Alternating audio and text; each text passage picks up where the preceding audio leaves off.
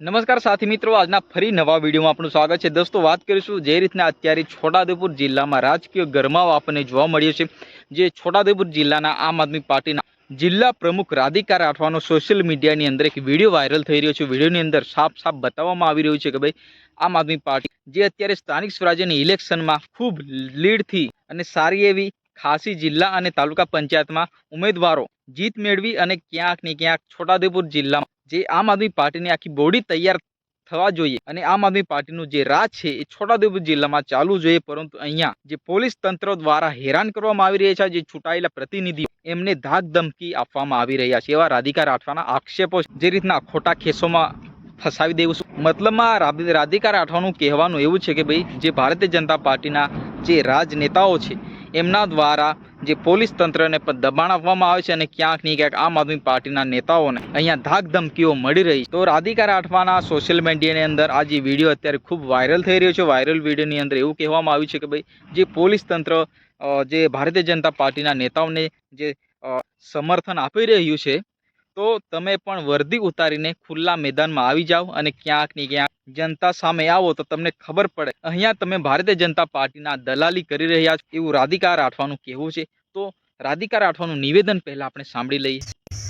છોટાઉદેપુરમાં આમ આદમી પાર્ટીની જે બહુમતી આવી છે, કવાંટ તાલુકા અને છોટાઉદેપુર અને કદવાલ તાલુકામાં જે ટાઈ પડી છે અને 13 જિલ્લા પંચાયત જે આવી છે, અમારી આમ આદમી પાર્ટી એના કાર્યકર્તાએ ખૂબ લડત આપી, પણ હવે જ્યારે અમારે બોડી બનાવો અને સત્તામાં બેસવાનો સમય આવી ગયું છે, તો પ્રશાસન જે પોલીસ તંત્ર છે એ અમારા ચૂંટાયેલા ઉમેદવારોને ધમકીઓ આપે છે, એમને ઓફરો આપે છે। તો હું આટલું જાણવા માંગુ છું કે આ જે પોલીસ પ્રશાસન છે એમના નામો પણ મને ખબર છે, કોણ કોણ આવેલા અમારા ચૂંટાયેલા સભ્યો પાસે। આ પ્રશાસન આ વર્દી પહેરીને હું દલાલી કરવા માંગે છે કે એ લોકોની સેવા માટે અહીંયા છે?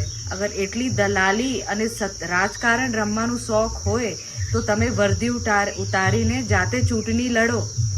આમ આદમી પાર્ટીના ઉમેદવારોને તમે દાગ ધમકી આપો છો અને એમને ખોટા લોભ લાલચમાં ફસાવા માંગો છો અથવા ખોટા કેસો કરી દો એવા તમે ધમકીઓ આપો છો, તો તમે આ કરવા શું માંગો છો? અને કોણ કોણ પ્રશાસનમાંથી અને ચૂંટાયેલા પ્રતિનિધિઓ પાસે આ પોલીસ ખાતામાંથી ગયા છે એ અમને નામો ખબર છે અને ટાઈમ આવશે અને અમે ખુલાસો આપીશું અને એમની વર્દી ઉતરે એવું અમે ચોક્કસથી ફરિયાદ કરવાના છે। તો તમે ચેતી જાઓ, બીજેપીના તલવા ચાટવાનું તમે બંધ કરો। આમ આદમી પાર્ટીની સત્તા આવી છે, લોકો આ જન આદેશ છે અને તમે જન આદેશ વિરુદ્ધ કામ કરશો તો એના વિરુદ્ધ તમારા ઉપર પણ કાર્યવાહી થશે।